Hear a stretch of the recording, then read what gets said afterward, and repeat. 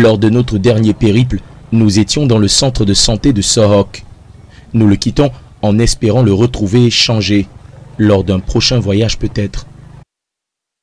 Sur notre trajet, nous rencontrons d'autres voyageurs qui viennent de Konjok et regagnent la ville de Bafang, contraints d'être entassés à l'arrière d'une pick-up, à l'état peu reluisant, comme de la marchandise. Visiblement, comme nous, ils sont agacés. Bafa pour Konjok, c'est 10 000 par transport, à leur retour. Ce qui n'est pas logique, parce que la distance n'est pas si longue. Le prix ne mérite pas. C'est la raison pour laquelle nous avons besoin vraiment du gouvernement qui nous soutienne pour cela. En quittant Poutoua là pour ici, là pour Konjok, c'est 20 000 le transport. Alors que normalement c'est trop cher avec le monde qui est tellement dur, tellement on ne parvient, on travaille, on ne parvient pas à voir l'argent, on ne parvient pas à joindre les deux bouts, mais on paie le transport, venir pour aller dans notre village. Ce n'est pas normal ça. Les localités changent, mais pas la route. Notre prochaine destination est Ndobiane, dans le nord Makombe. Une localité perchée au sommet d'une colline, au dédale difficile à pratiquer, qui nous oblige parfois à descendre de nos motos.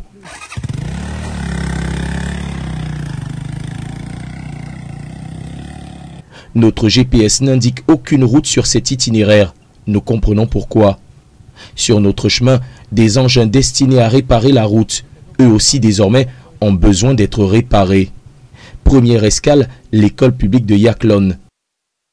La première étape de notre périple sur la route de Ndobiane nous emmène à l'école publique de Yaklon. Construite il y a quelques années seulement, eh bien, cette école ressemble plutôt à un établissement fantôme. Pas un seul élève n'étudie ici. Cela illustre le degré d'enclavement de cette localité. Et petite anecdote, il y a 2 ans, cet établissement comptait 2 élèves. Aujourd'hui, plus rien. Pourtant, du témoignage de plusieurs habitants de cette partie du CAM, eh bien, cette école a bel et bien un directeur qui est payé chaque mois. L'école a été construite sous fonds participatifs de l'Union européenne. Aujourd'hui, l'école publique de Yaklon fait peine à voir. Salle de classe à moitié détruite par les ravages du temps et recouverte d'une épaisse couche de forêt où il faut être courageux pour s'aventurer. Notre frustration grandit au fur et à mesure que notre aventure se poursuit. Mais nous ne sommes pas au bout de nos peines. Arrivé au sommet de la colline, il faut redescendre. Et là encore, c'est une autre paire de manches. Ici, là, non, c'est le guide. On doit gérer tout easy. Nous arrivons enfin au pont sur le fleuve Makombe. Nous nous trouvons actuellement sur le pont sur la Makombe qui justement nous mènera du côté de la localité de Ndobiane. Vous l'avez remarqué, la route qui mène ici est faite d'une pente abrupte et escarpée. Seules les motos arrivent à tirer leur épingle du jeu ici. Je vous fais le petit topo. Au cas où vous venez en véhicule et que vos freins lâchent, eh bien, vous risquez très fort d'aller nourrir les poissons au fond de la Makombe. Pourtant, c'est une route qui sert notamment à sortir les produits issus de l'agriculture de cette partie du pays. Mais pourquoi semble-t-elle aussi délaissée? Eh bien, c'est ce que nous allons tenter de savoir. À peine le temps de souffler et c'est reparti. Quelques kilomètres parcourus, nous débarquons au centre médical d'arrondissement de Ndobiane.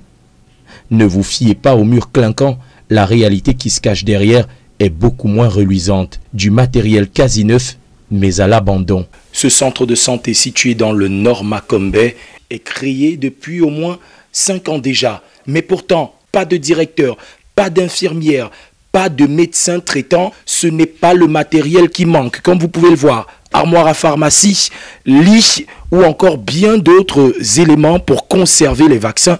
Et le plus étonnant, ces outils sont quasi à l'état neuf. Ce frigo par exemple, qui n'a jamais servi, trône ici, un trophée vierge. Des médicaments sont conservés là-bas. Pourtant, à quelques kilomètres d'ici, au village Sohok, vous l'avez vu, on manque de tout, mais pourtant, on a l'affluence des patients. Pourtant, dans ce journal des projets contenus sur le site de l'Agence de régulation des marchés publics, la réhabilitation de ce centre de santé a coûté la coquette somme de près de 8 millions de francs CFA. Mais comme le renseigne ce communiqué, cela fait plus d'1 an que le chef de centre n'est pas arrivé ici. Idem pour le poste de contrôle forestier de Ndobiane. Nous devons continuer la route et descendre la colline.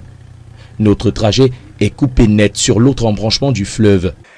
Cette rivière est la dernière étape qui nous sépare de l'ouest. De l'autre côté, à quelques dizaines de kilomètres, se situe la ville de Baganté. Nous serons dans l'ouest Cameroun. Autrefois ici, se dressait un pont. Ce pont, enfin du moins ce qu'il en reste, qui permettait aux automobilistes de faire le trajet entre le Nkam et la région de l'ouest. Mais depuis plusieurs années, le pont est effondré.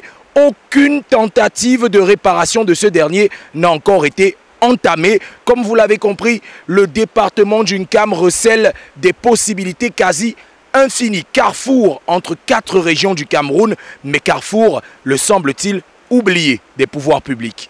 Oublié comme cet engin destiné à la reconstruction du pont.